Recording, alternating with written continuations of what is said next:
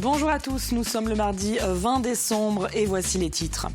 5 morts et une vingtaine de blessés, c'est le bilan provisoire de l'important carambolage qui a eu lieu ce mardi matin sur la 2x2 voies entre la Roche-sur-Yon et les Sables d'Olonne au niveau de Sainte-Flève-des-Loups. Le brouillard serait à l'origine de l'accident. Nous ferons un point complet dans ce journal. Et puis nous parlerons d'économie avec le réseau Entreprendre Vendée qui fête ses 10 ans d'existence. Une association qui vient en aide aux créateurs, repreneurs et chefs d'entreprise. Depuis 2006, elle a aidé plus de 150 structures dans notre département. Focus sur l'une d'entre elles. Et puis en fin d'édition, rencontre avec une artiste peintre qui a ouvert un local d'exposition au Sables d'Olonne. Son espoir est de voir naître autour de ce local un espace plus important dédié à la création. On débute donc ce journal avec cet impressionnant et tragique carambolage qui a eu lieu ce mardi matin peu avant 10h sur la 2x2 voies entre la Roche-sur-Yon et les Sables d'Olonne à hauteur de Sainte-Flève-des-Loups. Le bilan est lourd, 5 morts et une vingtaine de blessés. Le récit de Samuel Grasset. Un enchevêtrement de voitures et de camions dans un épais brouillard. Voilà les images de l'important carambolage survenu ce mardi vers 9h45 sur l'axe La Roche-sur-Yon, les Sables d'Olonne. Un gigantesque accident impliquant au total une cinquantaine de véhicules et s'étendant sur plusieurs centaines de mètres des deux côtés de la route. Le bilan est particulièrement lourd. Le plan nombreuses victimes a été activé puisqu'on déplore 5 décédés et 7 personnes blessées qui sont évacuées sur l'hôpital de La Roche-sur-Yon. Une centaine de sapeurs-pompiers ont été très vite mobilisés et se sont rendus sur place. Un poste médical avancé a été mis en place pour ces victimes. Une centaine de gendarmes de l'ensemble du département sont également arrivés sur place pour sécuriser les lieux. Une cellule d'urgence médico-psychologique a également été déployée pour venir en aide aux victimes. J'ai vécu le début oui, tout à fait. Et en attendant les secours, j'ai compté 5 morts et c'était impressionnant. Là, je pense que je ne me rends pas encore compte, ça se trouve, mais c'est terrible, hein, c'est terrible pour les victimes, pour les blessés. On a vu qu'il y avait quand même plein d'enfants, il y avait aussi des personnes âgées. Les 20 personnes blessées ont été évacuées vers les hôpitaux des Sables d'Olonne et de La Roche-sur-Yon. Les autres automobilistes ont été conduits vers une salle de Sainte-Flève-des-Loups où ils ont été pris en charge par la protection civile et la Croix-Rouge. Il a fallu s'organiser rapidement, mais on avait un plan communal de sauvegarde qui était en route depuis 2 ans. Donc là, on l'a activé. Tout le monde a réagi très très vite.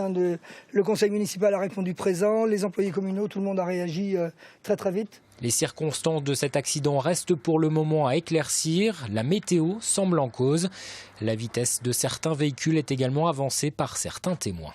C'est encore trop tôt pour vous dire, même si l'accident a commencé sur la voie de droite ou sur la voie de gauche. Tout ce que l'on sait, c'est qu'il y avait un épais brouillard. Quand les gendarmes sont arrivés, on n'y voyait pas à plus de 5 mètres, ce qui est donc sans doute une des premières origines, mais tout cela est à vérifier. Le premier élément que nous avons, c'est tous les dépistages alcool et stupéfiants qui ont pu être faits sur les personnes dont l'état de santé le permettait sont négatifs. Un hélicoptère a survolé les lieux du carambolage pour recueillir le plus d'informations possible. Une enquête a été diligentée par le parquet des Sables d'Olonne. À Sainte-Flève-des-Loups, une chapelle ardente a été dressée pour accueillir les corps des victimes. Et à la suite de cet accident, le ministre de l'Intérieur Bruno Le Roux s'est rendu sur place. Il a tenu une conférence de presse à la préfecture, adressant ses condoléances aux familles des victimes, sa reconnaissance aux équipes de secours. Et il a également rappelé que dans des conditions climatiques difficiles, la vigilance de tous les automobilistes était primordiale. On l'écoute.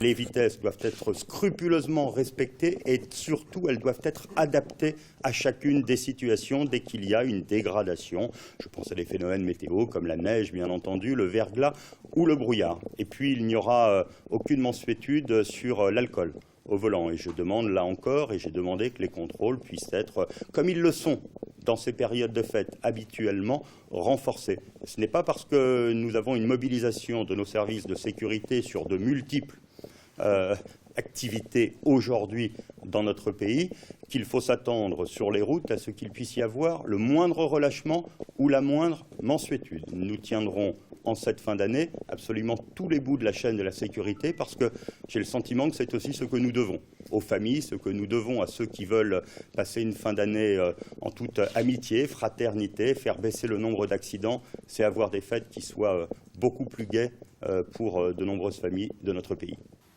Et on reviendra sur ce terrible accident qui a coûté la vie, je vous le rappelle, à 5 personnes dans notre prochaine édition. Et l'autre actualité aujourd'hui, c'est aussi le choc en Allemagne après l'attentat perpétré sur un marché de Noël ce lundi soir dans la capitale.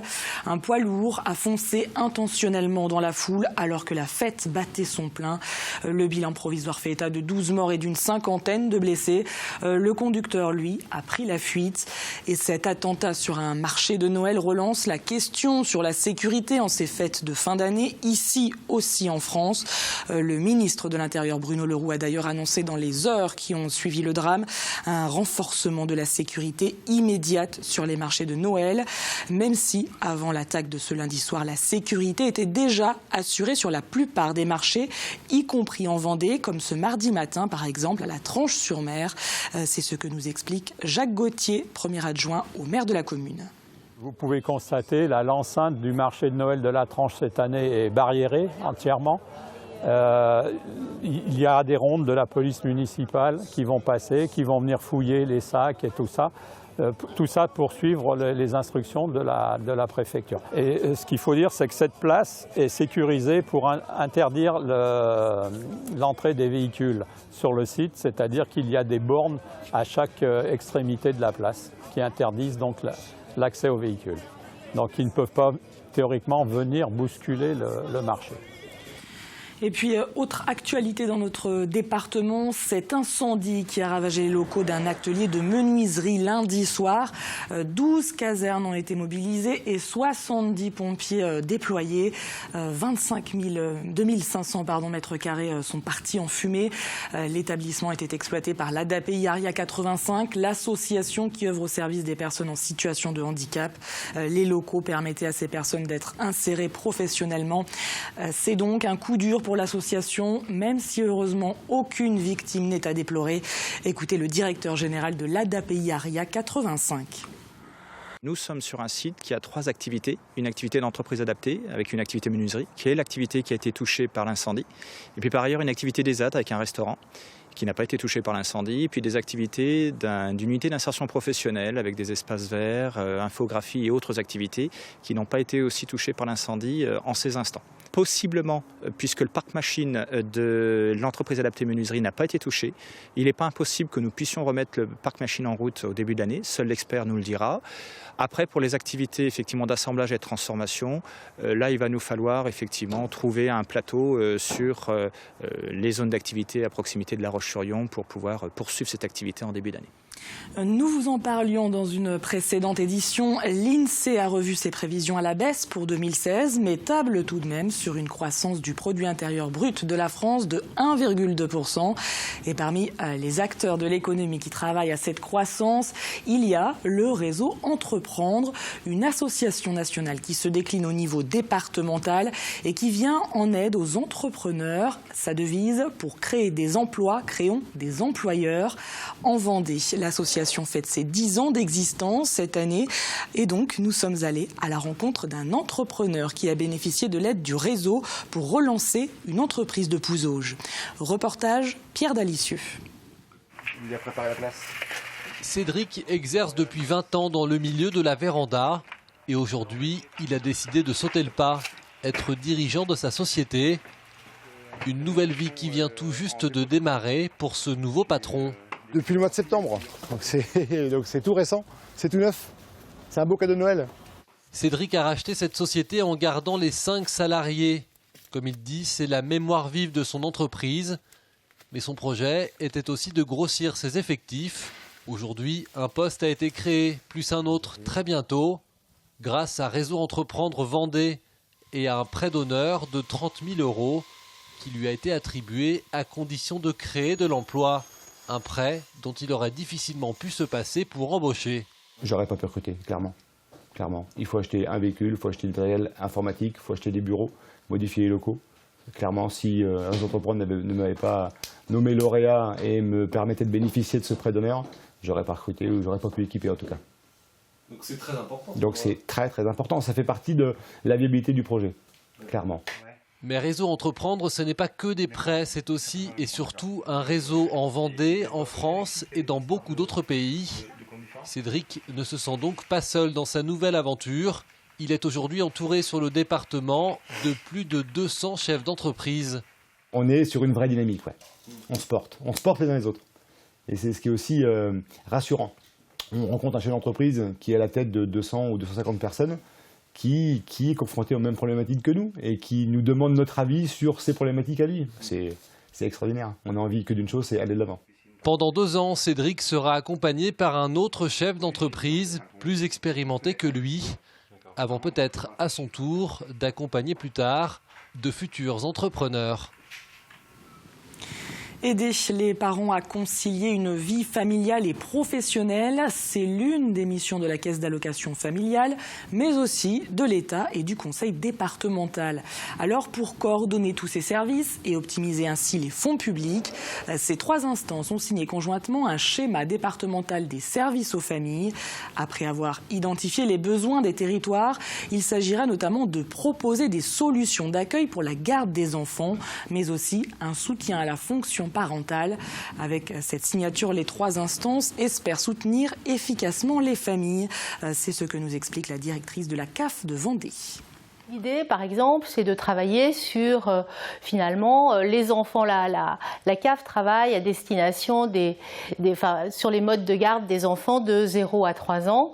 Le département, on peut aller jusqu'à 6 ans. Le département travaille, lui, davantage sur la tranche 6-10 ans. L'objectif aujourd'hui, c'est de pouvoir mettre en commun nos actions pour offrir à l'ensemble des enfants de 0 à 10 ans à la fois les modes de garde et les services dont ils ont besoin. Et ce schéma départemental a été conclu pour la période 2016-2020. Il y a en France 167 réserves naturelles nationales, dont 4 en Vendée. Et parmi elles, la réserve naturelle Michel Brosselin à Saint-Denis-du-Perret. Cela fait 40 ans que ce milieu naturel a été repris par l'État pour préserver les espèces, plantes comme animaux. Ce patrimoine est géré principalement par la Ligue de protection des oiseaux. Et pour fêter donc ces 40 ans d'existence, le président de la LPO France s'est rendu sur place vendredi dernier. L'occasion de rappeler l'importance de ces réserves. Écoutez. On voit le déclin dramatique du vivant qui nous entoure. Une espèce de batracien sur 3 disparaît, une espèce de mammifère sur 4, une espèce d'oiseau sur 8. Et des initiatives comme celle-là sont vraiment une réponse au déclin de la biodiversité. Je voudrais ajouter qu'il ne s'agit pas ici de mettre la nature sous cloche. Tout au contraire, c'est un milieu naturel qui appartient à tout le monde et dont chacun peut bénéficier. C'est ça qui est bien. Je vous propose à présent d'aller à la rencontre d'une artiste peintre qui a choisi d'ouvrir son propre lieu d'exposition au Sables d'Olonne. Nathalie Beauvais est originaire de Royan. Elle puise son inspiration principalement dans les paysages du bord de mer. Et jusqu'au 24 décembre, elle expose donc ses tableaux dans ce nouvel espace d'exposition qu'elle vient d'ouvrir. Et elle espère qu'il insufflera un vent de création. Une rencontre signée Grégoire de Châtillon. Nathalie Beauvais est une artiste peintre très inspirée par les couleurs et la mer. Depuis des années, elle courait les expositions jusqu'à l'acquisition enfin, il y a quelques mois, de son petit coin à elle. J'ai trouvé ce petit écrin là où je suis très satisfaite d'être sur le Remblai pour exposer mes toiles. Mais son projet va plus loin. Nathalie Beauvais souhaite louer son local à d'autres artistes parce que selon elle, il est très difficile d'exposer. Soit il faut payer très cher, parce que si vous payez, du coup, vous pouvez exposer. Soit il faut espérer être sélectionné, et là c'est très difficile. 500 € les 15 jours pour louer cet espace de 23 mètres carrés face à la mer. C'est le tarif qu'elle demande aux créateurs. Des artistes qui pourraient bien se retrouver à l'avenir plus nombreux dans cette galerie désaffectée. Tout l'espace pourrait alors être dédié à la création. On espère qu'elle sera bientôt remplie de créateurs en tout genre, photographes, tout ce qui est artisanat d'art. Voilà, c'est l'objectif et j'espère être le déclencheur. En attendant que ce beau projet se réalise, l'exposition de l'artiste Entre ciel et mer est à découvrir jusqu'au 24 décembre. Jetons à présent un coup d'œil aux prévisions météo. Le temps se dégrade ce mercredi. Vous le voyez, de nombreux nuages et même quelques gouttes de pluie sont possibles. Cette perturbation sera accompagnée d'une hausse des températures. Il fera 14 degrés au plus fort de la journée. Dans un instant, bien sûr, Fanny Poirier vous détaille ses prévisions. Et les programmes continuent sur TV Vendée. Ce mercredi, dans la grande émission, Adèle Fugère reçoit le directeur et le président de Géo Vendée, une association spécialisée dans le traitement de données géolocalisées et qui permet de fiabiliser les GPS. C'est la fin de cette édition. Merci de nous avoir suivis et à demain pour un nouveau journal.